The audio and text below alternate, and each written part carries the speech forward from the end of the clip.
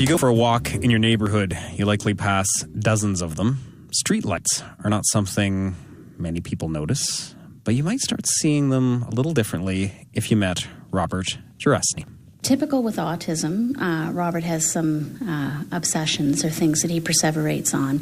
And ever since he was about 2 or 3 years old, he has been quite concerned about streetlights. I think it probably dates back to the ice storm. And he first started just very much on our street, keeping track of our streetlights. Very concerned if there was any problem with the streetlight. It's hard for us to know what it's all connected to in his mind, but for him there's a great deal of security in lights working the way they're supposed to work. And I think he perceives there being a fragility overall in the universe when that's not happening. That's Susan Torrie, Robert's mother, talking to me there. Robert is now 21 years old, and you might think that an obsession with streetlights could somehow be quite debilitating. But in fact, this has transformed his life for the better. It's led to interesting adventures, new friendships, and even a slightly more efficient system of streetlights across our city.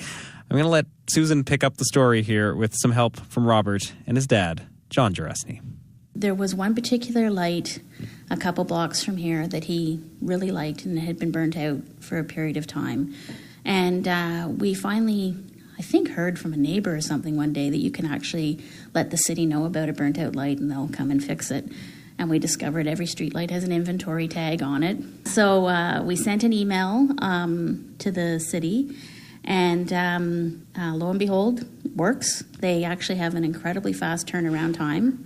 I think it's within 48 hours they fix lights. And a new hobby was born in our household, where Robert then took it upon himself to be monitoring and reporting streetlights.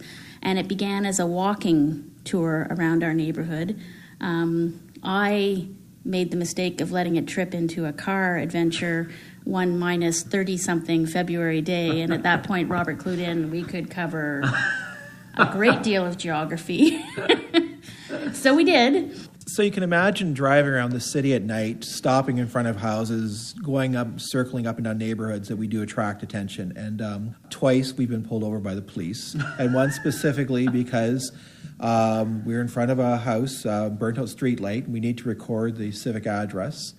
And it was dark, so Robert went right up to the door looking for the address, and the police officer was wondering what we were doing, pulled over the side of the road in Hittenberg area with this house that looked abandoned. And he waited till Robert was back in the car, and he asked us what we were doing, and he pulled up at the side with his lights flashing and asked what we were doing, and I just looked at him. We're looking for burnt-out streetlights, and you can see our clipboard there and the yellow tape, and we were both wearing reflective vests because our wife made us wear reflective vests, and he just said okay and just drove off, not knowing what to do. But that was the second strangest reaction. The strangest was along Montreal Road near one of the crack houses, and Robert, we stopped at a light, and a woman approached asking, Robert intercepted her and asked her if she knew where any broken streetlights were. And she was quite surprised because she never had that request before, and I decided we were going to skip that part of Vanya that night and just keep going on and praying that we didn't get pulled over and having to explain later on with the police what we were doing, and hoping they'd made a record the first time that we'd been looking for broken streetlights so we could explain it to them that that was indeed our excuse. The city told us at one point Robert was accounting for more than 50% of the reports across the city for burnt-out streetlights.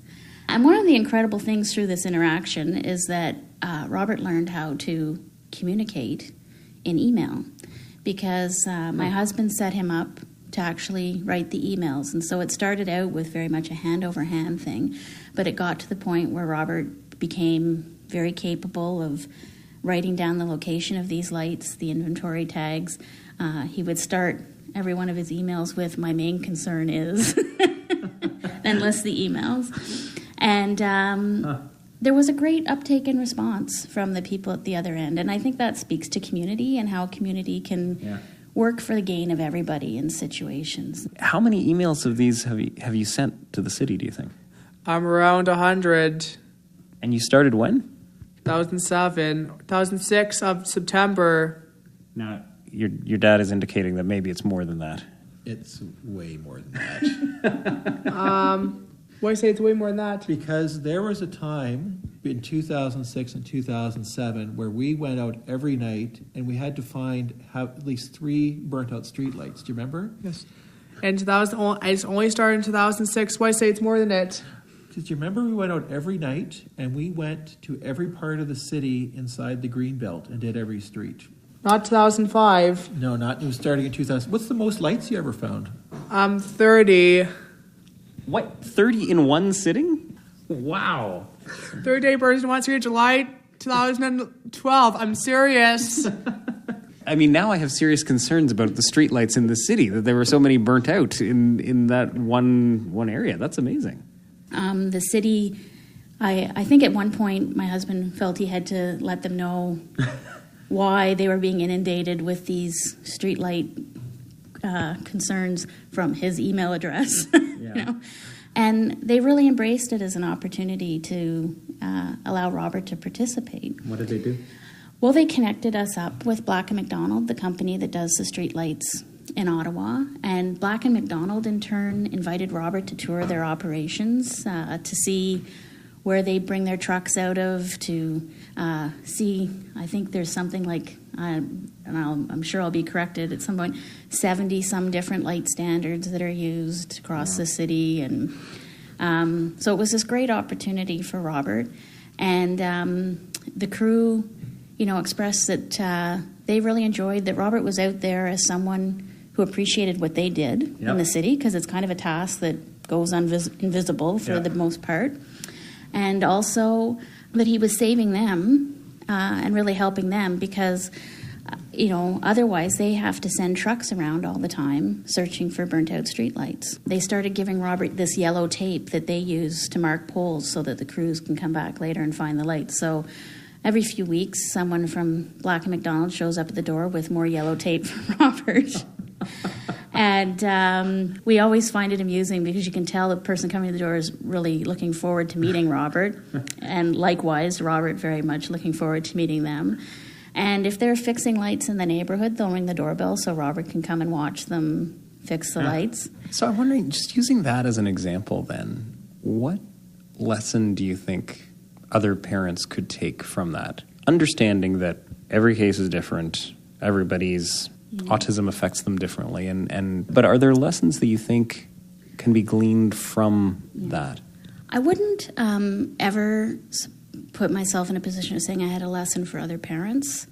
I think I have some feeling and views for community as a whole and for our service system about Robert and where Robert's been, in that it's not a system that's geared to build on strengths. The developmental service system is very segregated, and so you can't run a segregated system and build community for people at the same time. Mm-hmm.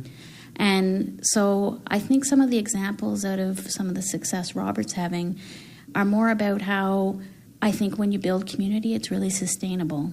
Mm-hmm. And it's probably more sustainable than any other supports.